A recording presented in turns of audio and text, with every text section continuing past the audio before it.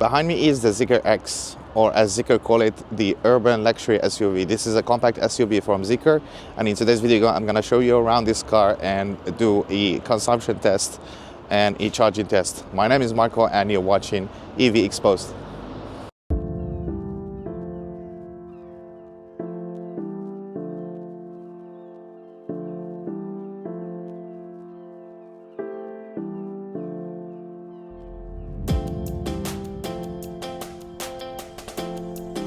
Right, so let's start from the exterior and the dimensions of the car. As you can see, this is a very compact SUV. So this is 4.43 meters long, and it's 2 meters wide from mirror to mirror, and it's 1.566 high. So this is not a huge car. This is a very compact SUV. Moving to the design of the car, looks similar. It has sharp edges like the 001, and it has this distinctive daytime running LEDs. As you can see here, these are actually used a lot in the newer cars from Lynk & Co. So basically Lynk & Co is another sub-brand of Geely. And down here the bumper, we have these air vents here to improve aerodynamics, and we have the headlights here just like the Zeekr. So the design is very similar, especially here at the bonnet here. So you can see the lines here, sharp edges. The overall design of the car is very beautiful, but it's totally different from the other cars from Zeekr. This car actually comes into different configurations. So a rear-wheel drive, the one we have right now here, and the four-wheel drive. The rear-wheel drive comes with a single motor, with a 200 kilowatt single motor mounted into the rear axle of the car. And this particular car comes with the 19-inch alloy wheels coupled with 2, 3, 5-section tires. Moving to the battery pack on this car, this particular car comes with a 66 kilowatt hour battery pack, and it gives you a CLTC range of 560 kilometers. But we're going to test later how is the consumption on this car. Moving to the back of the car, as you can see, the tail light is extended to the side of the car, as you can see here, just like the 001, but just a different design. Otherwise, it runs the length of the car from one side to the other. And actually, if you look down here, we have this rear diffuser to improve aerodynamics at the back of the car, and the tailgate is actually electric tailgate. The storage capacity on this car is 360 liters, not huge, but enough space. And actually we have an extra space down here, so this car doesn't have a spare tire. Moving to the doors, as you can see, the car doesn't have any door handles.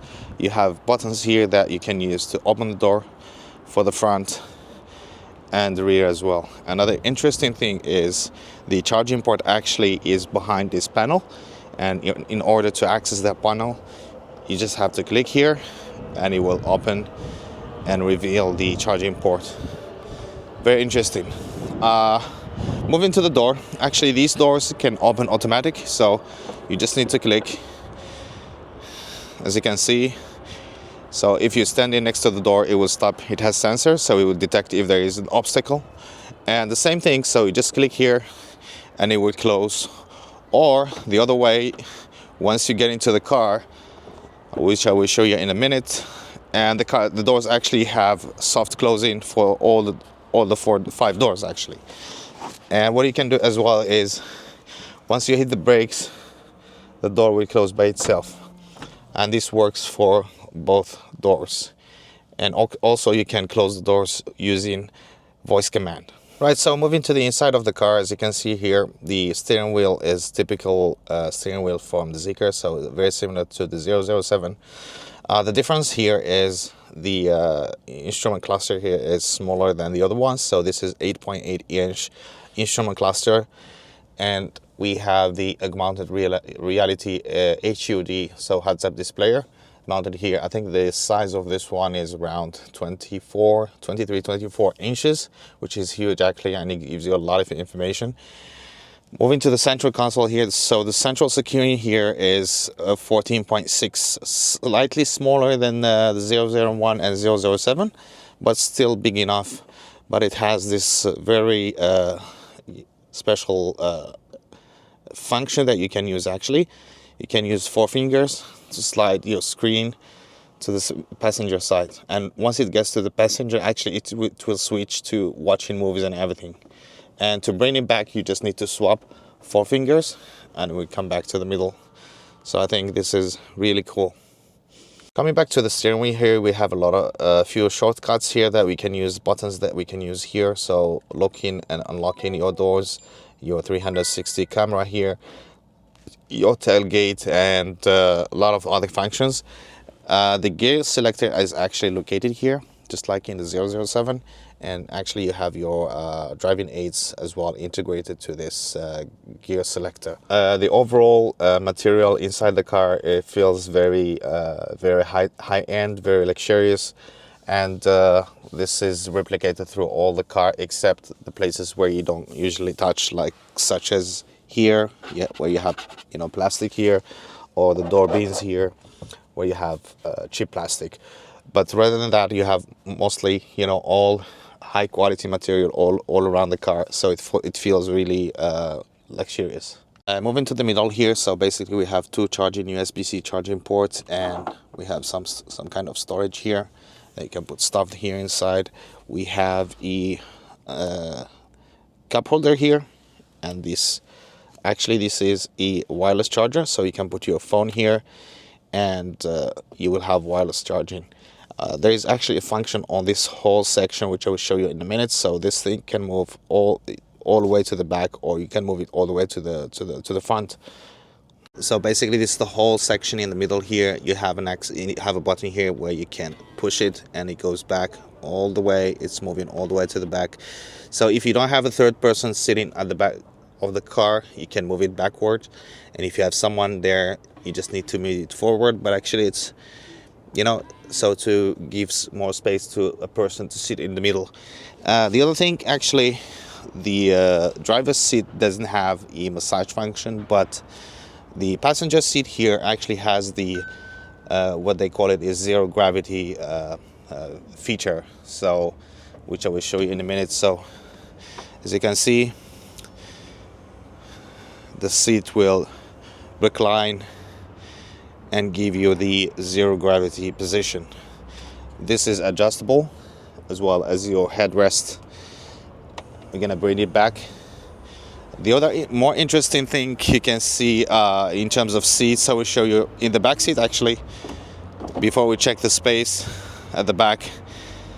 As you can see here, once you move the front seat to the position of zero gravity, actually this seat will, as you can see, will lift to give more space for the front seat to lay down and recline to the back of the car.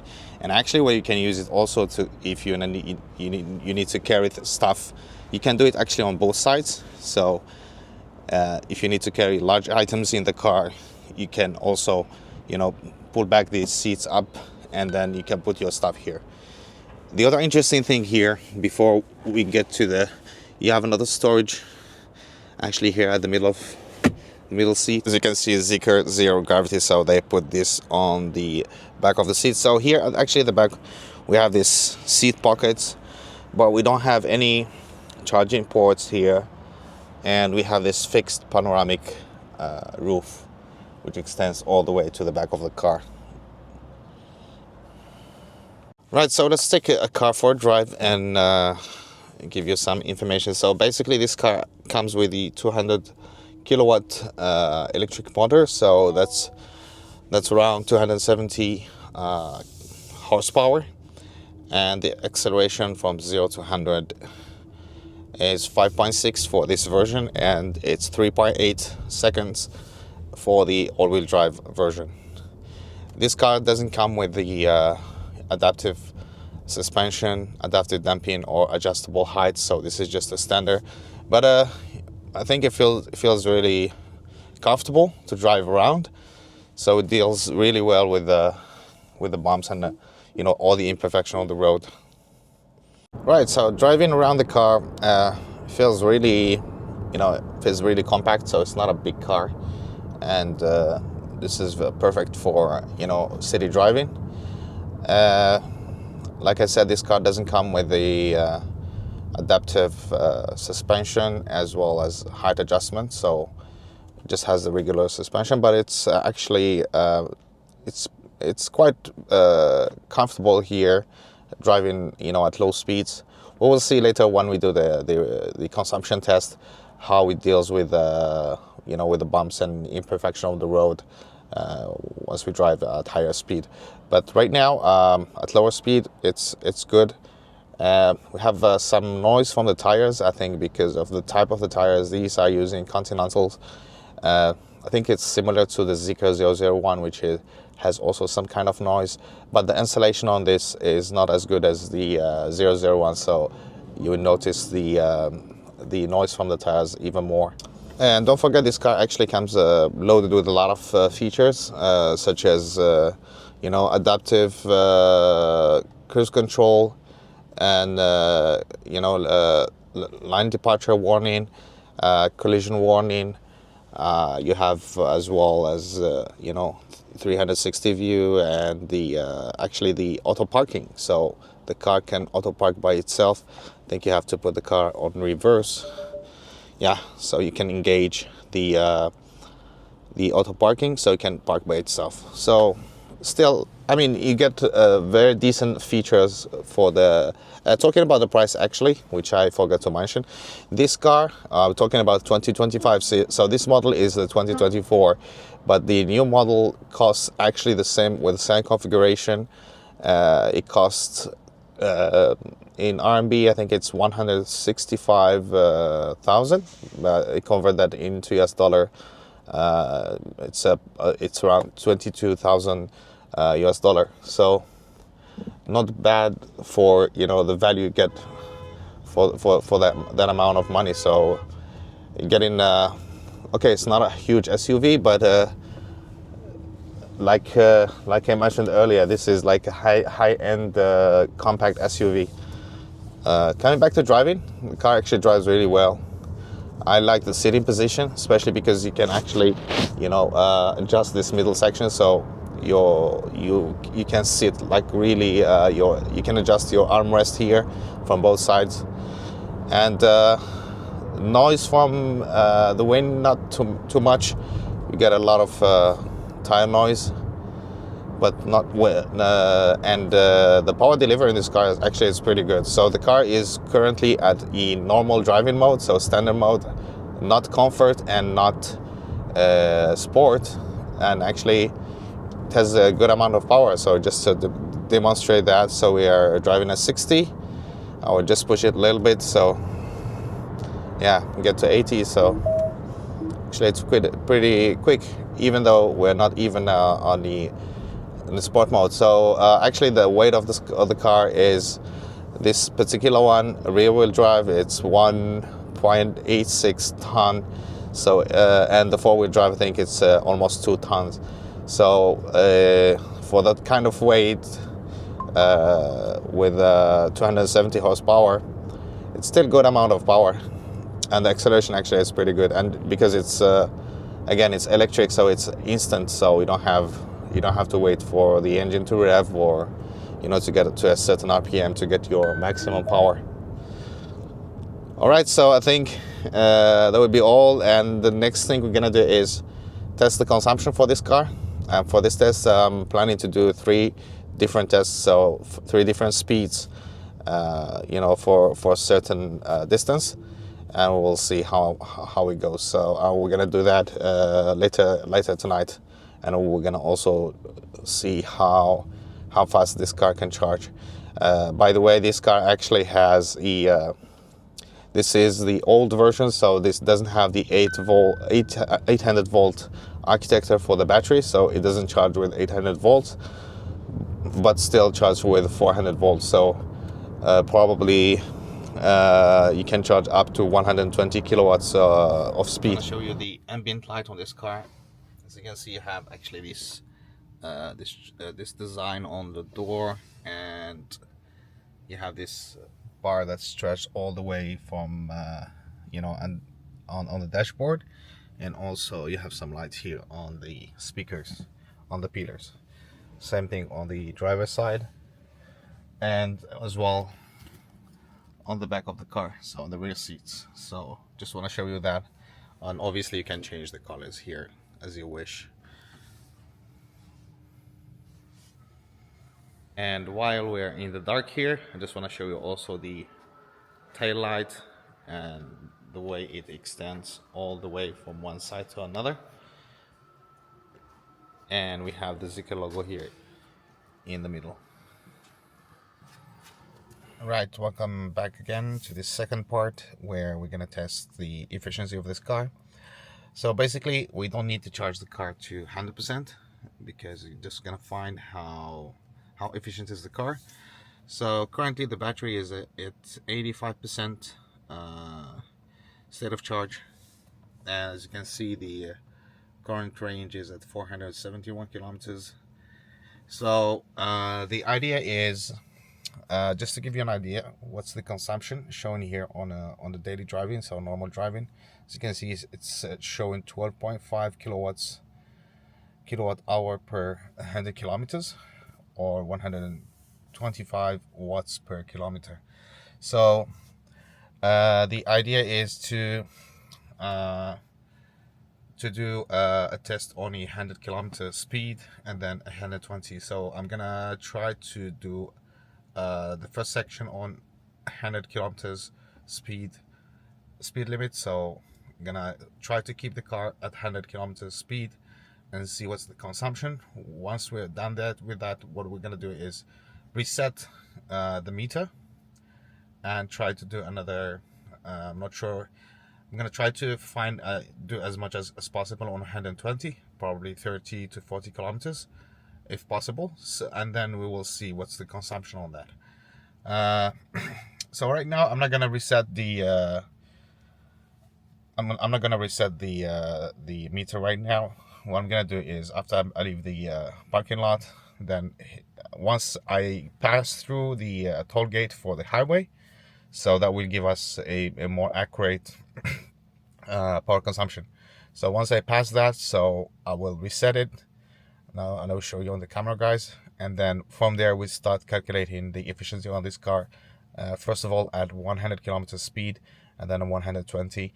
That will give us a more accurate power consumption on the highway. As you can see right now, the current outside temperature is around 13 degrees. So it's not too cold, but it's not warm either. And we set the air conditioning at 24. As you can see, minimum ventilation. And in terms of, we'll just keep the car on a normal setting. So this is normal, this is comfort, and this is sport. Regen, it's at its minimum. All right, so let's get out of the parking lot, and then after we pass the toll gate, then we're gonna reset this meter and start our test. Right, guys, so I just joined the highway, as you can see, and I'm not gonna use the meter here. There is a chip computer here built in to the central screen here, as you can see. What I'm gonna do here is I'm gonna reset it right now, and they will give us the average speed, distance, consumption, and everything else. So we have all we need. So I just reset it right now. Okay, as you can see, everything went back to 0. So we should keep our speed at around 100. We'll see what kind of consumption we're gonna get. I'm gonna do this for the first test, probably around, let's say, 40 to 50 kilometers, and then change the highway, find another highway that allows us to drive at 120. So to have the consumption on that speed. All right, as you can see, not too much traffic. because it's already actually past midnight, so I'm not expecting a lot of traffic right now. Right, so I think we already went enough to find out the consumption. As you can see, the meter here, we have done 45 kilometers, time is 27, average speed is 99 kilometers per hour, and we've used 7.4 kilowatts of power. So if we take that 7.4, which is 7,400 watts, divide by 46, that will give you around 160, 61, 62, somewhere around that. I can do the calculation, but probably is about right. So 7.5 kilowatts for 46 kilometers.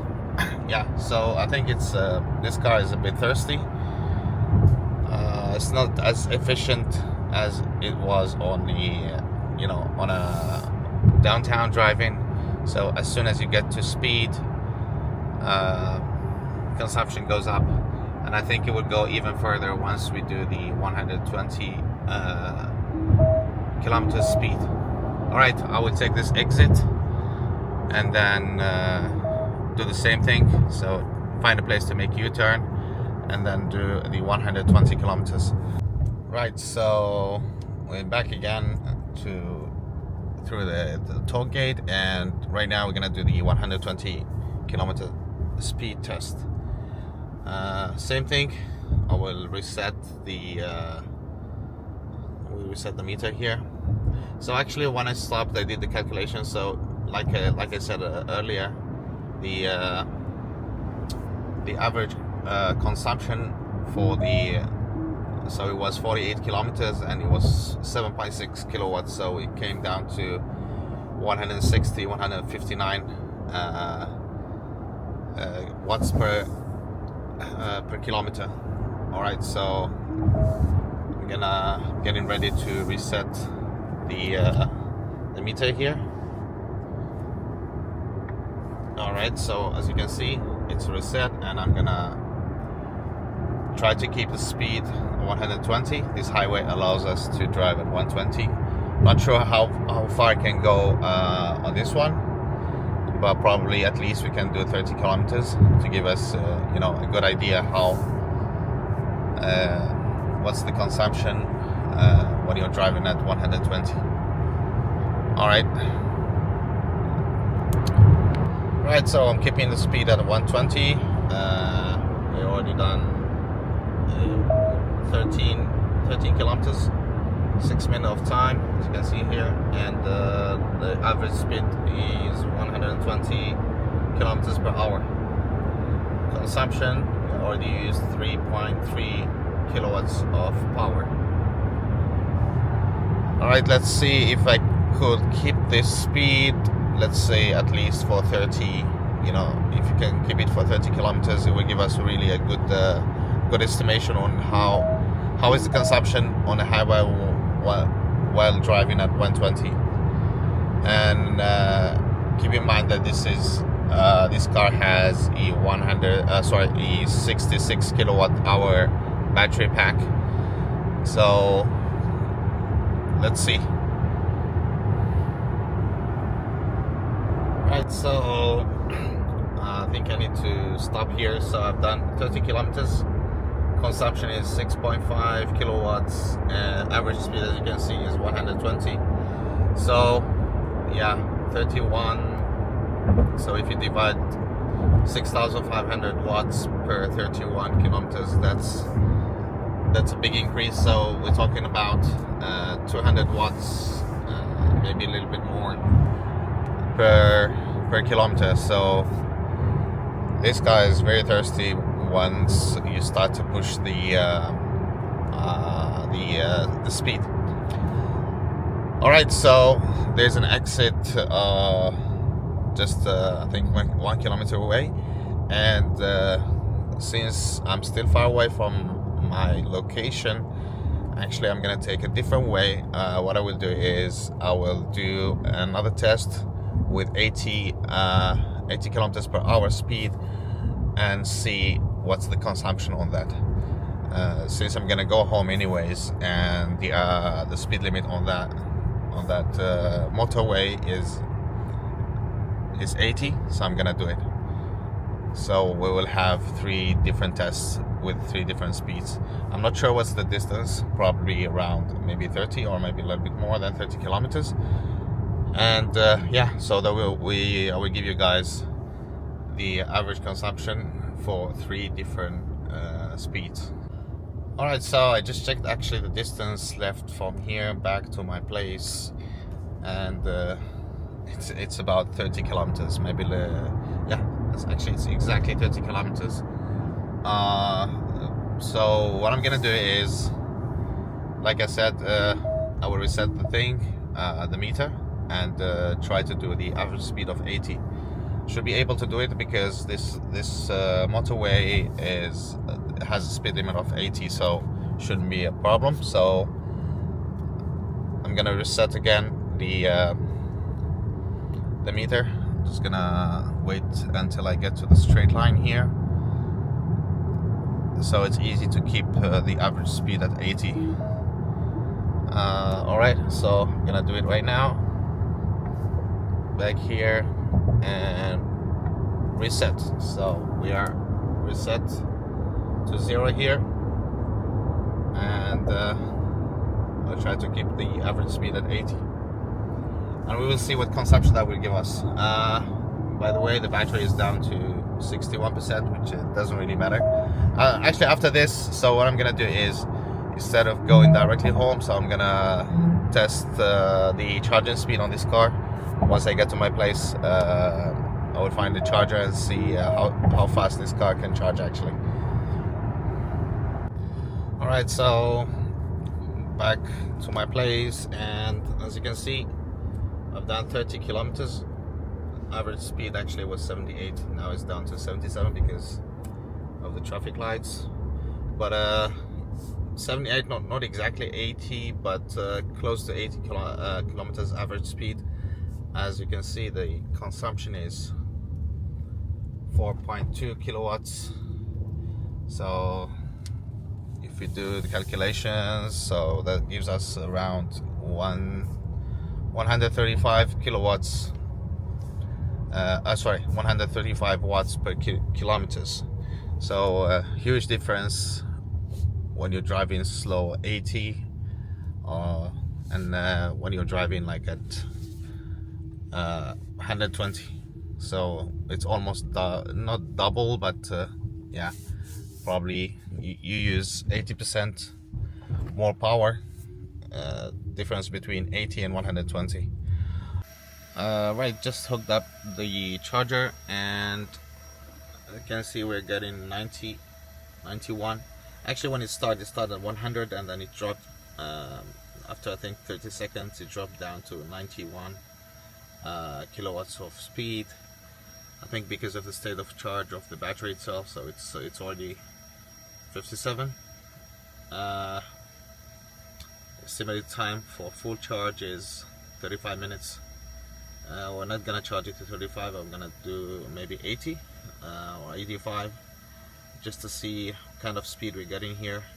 I think it can charge even faster. I think the the temperature of the battery is not in the right temperature. I think, and I should have put the car to condition the battery before arriving here. Okay, it dropped again to 84 as the battery goes up. I think that's what I was saying earlier. This is not built on because you can see the voltage here. The voltage, we're not getting anything above. Okay, it's actually the voltage is actually 400 to 26, but it's not going to 600, 700. So this is not the 800 volt architecture battery. We're getting 198, 99 amps. So as I expected, so as you can see, after it hits the state of charge hits 70%, charging speed dropped to 61 kilowatts. Just to show you here on the app, actually on my phone, as you can see, Actually, as you can see here, actually the speed, the green line, it picked up at 100 kilowatts, and then it started to drop. And the temperature of the battery is currently at 35. State of charge 69 or 7. Okay, maybe it's not updating, but okay. So I've been charging for almost 10 minutes. As you can see here, you have a timer here. This is the timer. And so it's exactly 10 minutes, and we went from actually 54 to 72 in 10 minutes. It's not that fast, but it's because the battery is not that big, so it doesn't really take time to charge. Still charging at 61. And just to show you the graph I was watching earlier, so here's the graph. So as I said, the green line here, it picked up at 100, and it started to taper the speed as the state of charge goes up. Right, so like I expected, so as soon as the battery hit 80%, the charging speed dropped to 44 and a half kilowatts of speed, and it's been charging for 17 minutes, from 54 to 81. So keep in mind, this is the older version, so the latest version of this car charges way faster than this, because it's built on 800 volts architecture. So to conclusion of today's video, so this car I think was meant for for city driving, not for highway. You still can drive it on a highway, no problem, but just expect that the consumption will go high. And I think that there's a few reasons for that. Is because, first of all, this car it's sitting really high above the ground in compared to some small SUVs or some cross cars. And also I think the tires, the wheels, are really big on this car. Okay, they did it because of the the power, but the looks as well, but because this car is running on 19-inch wheels, that will also affect consumption. Right, so rather than that, the two things that I noticed on the highway, once you drive above 100, 110 above, you have a lot of wind noise around the rear view mirrors, as well as the the suspension. This doesn't come with a adaptive suspension or adjustable height. So once you drive on above 110, if the road is not perfect, the car actually bounces a lot, but it doesn't do that at lower speed. But overall, this is a great car to drive in downtown city driving. It's really good. It's small, it's not that big, so it's very convenient for day-to-day driving. And yeah, you have a great visibility all around the car. Sitting position is really good, even for long journeys, especially with this middle console here, moving back and forth, so you can adjust your armrest as you want it. Alright guys, so I think this will be all for today's video. I hope you enjoyed the video. If you haven't subscribed to the channel, please do so, and if you like the video, give it a thumbs up, and I will see you in the next one.